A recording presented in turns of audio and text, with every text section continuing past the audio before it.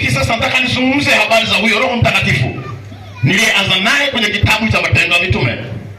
Huyo Roho Mtakatifu alipoingia ndani ya wale watu wa kanisa la kwanza, kanisa lililokuwa na washirika 120 tu waliokutwa, waumini wakiwa 102, mashemasi wakiwa 7, akiwemo Nikolao, Stefano na kina Filipo, wakiwepo wanafunzi 11, maana Yuda ameshajinyonga. Walijazwa nguvu ya Roho Mtakatifu ambayo ilikuja kwa mtindo kama wamekaliwa na ndimi za moto. Lakini matokeo yake ya kujazwa Roho Mtakatifu, walianza kuongea lugha nyingine. Huyo Roho Mtakatifu alitokea siku ya Pentekoste. Ndiyo sababu ya sisi kujiita wa Pentekoste, kwa maana ya sisi ni matokeo ya ile siku ya Pentekoste. Sisi ni wa Pentekoste kwa maana ya mama aliyetuzaa sisi ni yule aliyeshuka kama uvumi wa upepo ile siku ya Pentekoste. Kanisa sio dini kutoka kwa wazungu. Hakuna mzungu wa kutengeneza kanisa.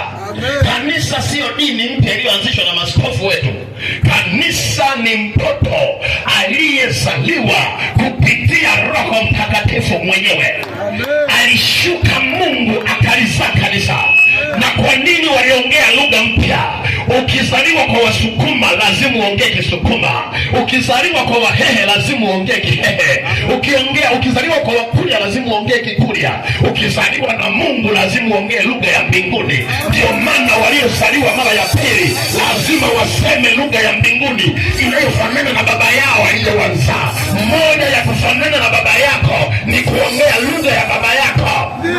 Ndio maana mtu akiwa na matusi, swali la kwanza, baba yake nani? Mtoto akiwa muuni mwizi utasikia mama yake nani? Wanataka wajue kilichozaa. Ndio maana Yesu alipofanya maajabu, Israeli wakasema libarikiwe tumbo lililokuzaa na maziwa ulionyonya.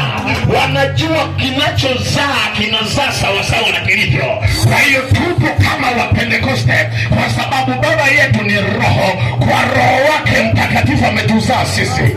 Sikiliza nikwambie leo, huyo Roho Mtakatifu akipoingia katika kanisa, walipoanza habari za mission za ufalme, wanakwenda kutekeleza injili ya wokovu kama Yesu alivyoagiza. Maana alisema msihubiri kokote mpaka mjazwe Roho Mtakatifu. Kwa nini? Kwa sababu hakuna lugha ya kumwelezea Yesu alivyo isipokuwa Roho Mtakatifu ndiye anayemwelewa Yesu vizuri.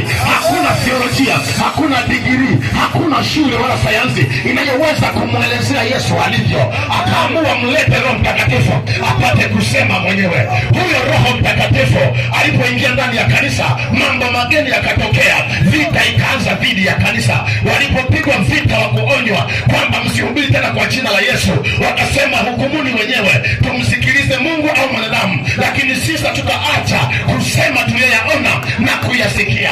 Petro aliyekuwa mmoja mpaka anamkana Yesu mbele ya Pilato, lakini alipozaliwa mara pili kwa Roho Mtakatifu amekula na msimamo, haogopi chochote, anatoa macho makavu, anawaambia sitaacha kusema, maana alipofufuka nilijua, na kaburini kwake nilienda, na ndani ya kaburi niliingia, na sanda zake nilizigusa, nikagundua mwanaume ametoka, na nikamkuta Yerusalemu kweli, akaingia nyumbani kwetu bila mlango kufunguliwa.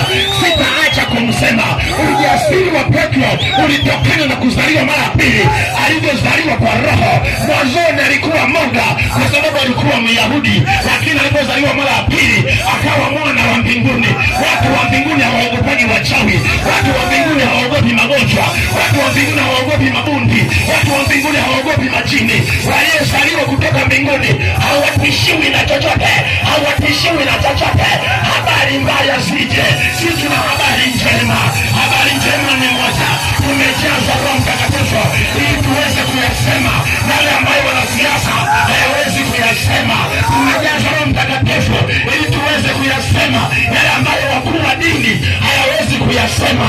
Tumejazwa Roho Mtakatifu ili tuweze kuyasema yale ambayo wafanyabiashara hawawezi kuyasema. Tumejazwa Roho Mtakatifu ili tuweze kuyasema yale ambayo wasomi hawawezi kuyasema, maana lugha yake sio ya duniani, ni ya mbinguni, ni ya mbinguni, ni ya mbinguni, ni ya mbinguni. Umezaliwa